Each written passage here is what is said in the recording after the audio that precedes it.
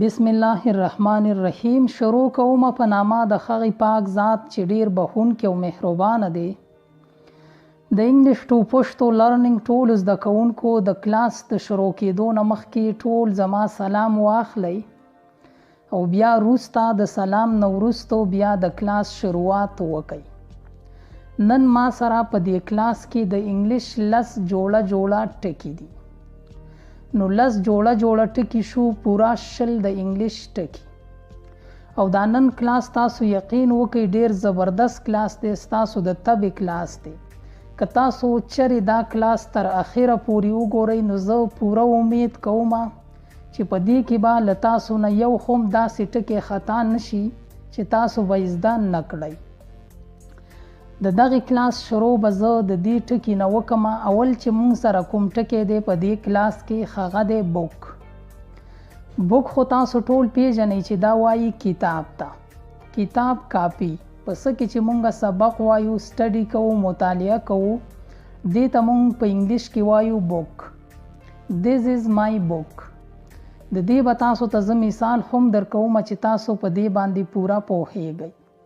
This is my book مطلب دی دا زما کتاب دی. This is my book. ګورئ بل بوک چې کوم دی دواړه یو شان دي، خو د بوک نه یو مطلب مونږ بل هم اخیستلی شو، نیول. که تاسو وګورئ نو مونږ اکثر وایو که نه چې دا کمره ما د ځان دپاره بوک کړې ده. د بوک کولو څه مطلب شو؟ یعنی نیولې ده. یا دا سیټ په ګاډي کې دا سیټ ما ځان دپاره بوک کړی دی. نو یو ځای کې د بوک مطلب راځي کتاب کاپي، د دغې دپاره هم مونږ بوک استعمالولی شو، او په بل ځای کې د نیولو دپاره هم مونږ بوک استعمالولی شو. ګورئ د دې به تاسو ته زه یو مثال درکم. I booked 2 seats for my travel. یعنی ما د سفر دپاره 2 سیټونه نیولی دي. I booked 2 seats for my travel. یعنی ما د خپل سفر دپاره 2 سیټونه نیولی دي. ځان دپاره مې 2 سیټونه نیولی دي چې په دې کې به زه سفر کوم، په دې کې به زه ځمه. نو د بوک دغه 2 استعمال دي، دا تاسو کولی شئ. بل دویم ټکی چې مونږ سره کوم دی هغه دی لایک. لایک خو تاسو ټول پیژنئ، دا وایي خوښولو ته. I like you یعنی زه تا خوښوم. یو څیز چې مونږ خوښوو نو د هغې دپاره مونږ د لایک استعمال کوو. خو د لایک یو بل استعمال هم دی. بل چې کوم استعمال دی هغه مونږ کولی شو د ښکارېدو دپاره. یعنی یو څیز ښکارېدل، مشابهت کول، یو شان ښکارېدل. ګورئ تاسو اکثر وایئ که نه چې ته د هغه په شان ښکارې، یا هغه مونږ وایو که نه چې هغه سم د خپل رور په شان دی. دغه ښکارېدو ته یعنی هغه سم د خپل رور په شان ښکاري. دغه ښکارېدو ته هم په انګلیش کې وایي لایک. ګورئ د دې یو مثال وګورئ. یو لوک لایک حسن یعنی ته د حسن په شان ښکاري. نو د یو لایک مطلب شو خوښول. یو مونږ د خوښولو دپاره استعمالولی شو، او په بل ځای کې لایک مونږ د ښکارېدو دپاره استعمالولی شو. ګورئ بل مخکې چې مونږ سره کوم ټکی دی هغه دی بینک. یو بینک خو تاسو ټول پیژنئ، کوم چې په بازارونو کې وي، خلق پکې روپۍ پیسې جمع کوي، دغې ته مونږ وایو بینک. I have to go to bank today یعنی زه نن بینک ته ځمه. او د بینک یو بل مطلب معنا هم ده. بله معنا یې ده اعتبار کول، بروسه کول، په چا یقین کول. د دې مثال ته تاسو وګورئ. I know he is bank on you یعنی ما ته پته ده هغه په تا باندې اعتبار کوي. I know ما ته پته ده he is bank on you هغه په تا اعتبار کوي. نو د بینک نه هم تاسو دغه 2 مطلبونه اخیستلی شئ، او دا دغه 2 مطلبونه لري، اعتبار کول او یو بینک خو تاسو عام پیژنئ. ګورئ بل مخکې چې کوم ټکی دی کین. کین مونږ د څه دپاره استعمالولی شو؟ کولی. یعنی ته داسې کولی شي. د دغه کولو دپاره مونږ وایو کین. You can ask everything from me. You can ask یعنی ته کولی شي تپوس. everything from me د هر شي زمانه. you can ask everything from me ته زمانه د هر شي تپوس کولی شي. او د کین یو بل استعمال دی. تاسو به کتلی وي د اوبو چې دا کومه ټینکی وي. زمونږ په کورونو کې په څه کې چې مونږ اوبه سټور کوو اچوو دغې ته هم په انګلیش کې وایي کین. یا یو بل تاسو به په روډونو باندې وینئ په کومو کې چې دا تیل پیټرول ګرځوي نو دغې ته هم په انګلیش کې وایي کین. په اصل کې ټینکی ته وایي په کوم کې چې مونږ اوبه یا تیل سټور کوو دغې ته هم په انګلیش کې کین وایي. ګورئ د دې یو مثال. this can of oil is very heavy یعنی دا د تیلو ټینکی ډیره درنه ده. this can of oil is very heavy دا د تیلو ټینکی ډیره درنه ده. د کین هم دغه دوه مطلبونه لري. تاسو یې د دغه دوو مطلبونو دپاره استعمالولی شئ. بل مخکې چې مونږ سره کوم ټکی دی لای. لای وایي دروغ ته. don't you lie to me تاسو یې ټول پیژنئ ته ماته دروغ مه وایه. او د لای نه چې یو بل مطلب مونږ اخلو د بل سیز دپاره استعمالیږي هغه دی آرام کول یعنی په کټ کې سملاستېدل دمه کول. دغې ته هم په انګلیش کې وایي لای. I want to lie down because I am tired. I want to lie down یعنی زه غواړم چې آرام وکما سملمه. because ځکه چې I am tired زه ستړی یم. I want to lie down because I am tired زه غواړم چې آرام وکما ځکه چې زه ستړی یم. بل مخکې چې مونږ سره کوم ټکی دی بیر.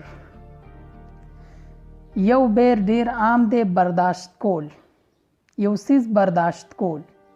I can't bear this heat یعنی زه دا ګرمي برداشت کولی زغملی نشم. برداشت اصل کې د اردو ټکی دی. دې ته موږ په پښتو کې وایو زغمل. د بیر مطلب دی زغم کول یعنی یو څیز زغمل. I can't bear this heat زه دا ګرمي زغملی نشم. او د دې نه یو بل مطلب یو بله معنی چې کومه اخلو بیر چې کوم دی دا به تاسو ته دا تصویر په دې سکرین باندې ښکاري. دغه ځنګلي چې کوم ځناور دی دې ته هم په انګلیش کې وایي بیر.